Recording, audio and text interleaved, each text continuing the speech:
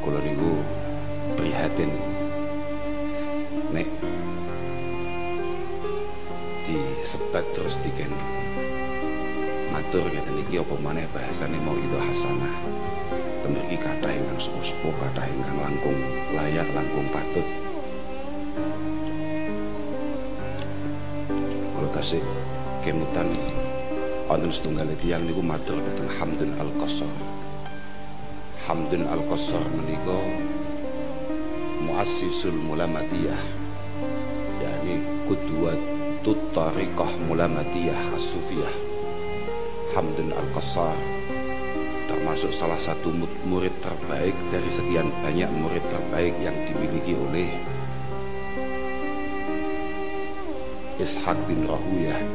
Ishaq bin Rahuyah ini gurune Imam Bukhari, gurune Imam Muslim, dan salah satu di antara murid-muridnya adalah Hamdun Al-Qassar. Kemudian Hamdun Al-Qassar itu suatu ketika pernah ditanya oleh santrinya, ma balu kalami salaf anfa min kalamina al-an. Ma balu kalami salaf anfa min kalamina al-an. Kenapa dawuh-dawuh dan mauidhah kiai-kiai sepuh zaman kuno menika jauh lebih mengena daripada dawuh-dawuh kiai kekinian? Kan iki sing bahaya jawabane. Dawuh Hamdun Al-Qassar li annahum takallamu li izzil Islam wa najatin nufus wa ridha rahman. Karena para masyayikh kita terdahulu, para kiai-kiai kita terdahulu itu ketika beliau dawuh, ketika beliau mauidhah, ketika beliau berfatwa, tujuan utamanya adalah liizzil Islam, liizzil Islam wa najatin nufus wa ridha rahman. Bagaimana supaya Islam ini benar-benar tampak berwibawa, bagaimana Islam ini benar-benar tampak istimewa dan hebat. Kemudian dawuh-dawuhnya, kepentingan utamanya adalah bagaimana yang dawuh dan semua yang didawuhi itu selamat semua. Dan yang paling prinsip adalah bagaimana yang beliau dawuhkan itu benar-benar mendapatkan ridho dari Allah Subhanahu wa taala. Ojo manamin rungono saya. Wa nahnu natakallam li'izzin nufus wa talabid dunya wa ridal khalqi. Ini yang membuat kenapa masyayikh kuno, masyayikh sepuh kita tetap jauh sekali kelasnya dibanding kita. Karena apa? Karena kita yang muda ini tujuan ngomong itu li'izzin nufus. Bagaimana supaya kita ini populer, bagaimana supaya kita ini viral, bagaimana kemudian kita ini mendapatkan sesuatu, dan yang jelas bagaimana orang kemudian terkesima dan tertarik. Li'izzin nufus wa talabid dunya, kemudian adalah waridul khalqi. Nah, ini adalah sebuah pembeda.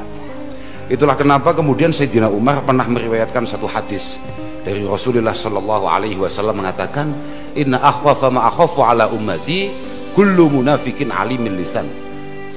Yang paling saya khawatirkan, kata Rasulullah, dari umat saya itu adalah kullu munafik tapi alimil lisan. Wong munafik artinya aslinya ya ora apik ngono kuwi, ora layak ngono kuwi, tapi dilalah pinter pidato. Ya. Aslinya goblok, aslinya bodoh, apa meneh amale. Tapi dia pinter pidato. Wah, ini bahaya. Imam Munawi mengatakan dalam syarahnya, ini seingat saya nih, ay kasiri ilmin lisan tapi jahilil qalbi wal amal. Dia memang tahu bagaimana cara berpidato yang benar, bagaimana cara berpidato yang baik, bagaimana memberi sambutan yang menarik, tapi jahilil qalbi wal amal. Cuman atine kuwi suwung. Atine suwung. Apa meneh amale? Tansaya. Ini cara bahasane abah kula ngoten, iki wong ora ilmiah, iki wong ilmiah tapi ora patek amaliyah. Persis dawuh Gus Wahim. Ketok-ketoke awak dhewe iku kakean ilmu kurang amal. Persis dawuh Gus Wahim ngono kuwi. Jadi kasiri ilmi lisan jahilil qalbi wal amal. Yattakhidul ilma hirfatan yata'akkalu biha. Dia ngaji, dia mondok, dia nyantri supaya kemudian menjadi kiai dan urip. Mereka ning ndi wong ngaji niku gampang urip. Angger kiai iki gampang keramat, gampang kerumat. Yattakhidul ilma hirfatan yata'akkalu biha wa ubbahah yata'azzazu biha.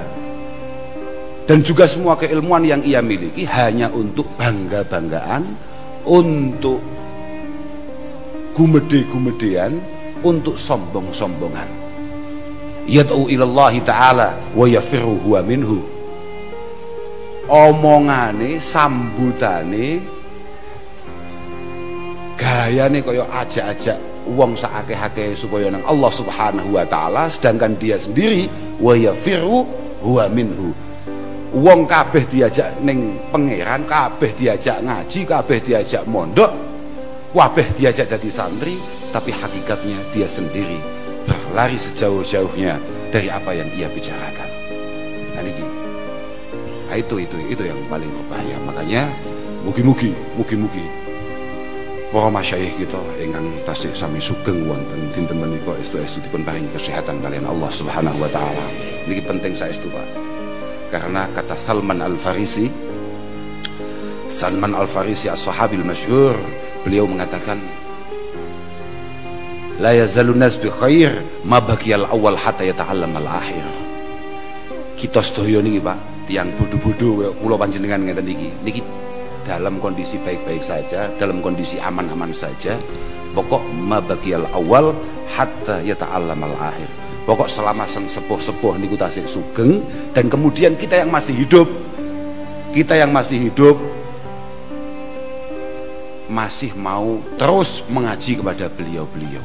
Fa idza halakal awal qabla ayata'allamal akhir halakan nas. Niki dawuh Salman Al-Farisi. Nek beliau-beliau sampun mangkat, beliau-beliau sampun kapundhut, kemudian kita belum berkesempatan untuk ngangsu kaweruh, untuk ngaji, untuk nyecep datang sang sepuh-sepuh niku, sudahlah, masa depan ini sudah tidak ada yang cerah. Makanya mugi-mugi beliau-beliau estu dipun jagi kalian Allah Subhanahu wa taala. Jenengan-jenengan ingkang kagungan putra, wayah, keluarga, tonggo, sing wayahe mondok, wayahe ngaji, kedah panjenengan arahaken dateng pengawasan datang pengajian datang pondok-pondok pesantren.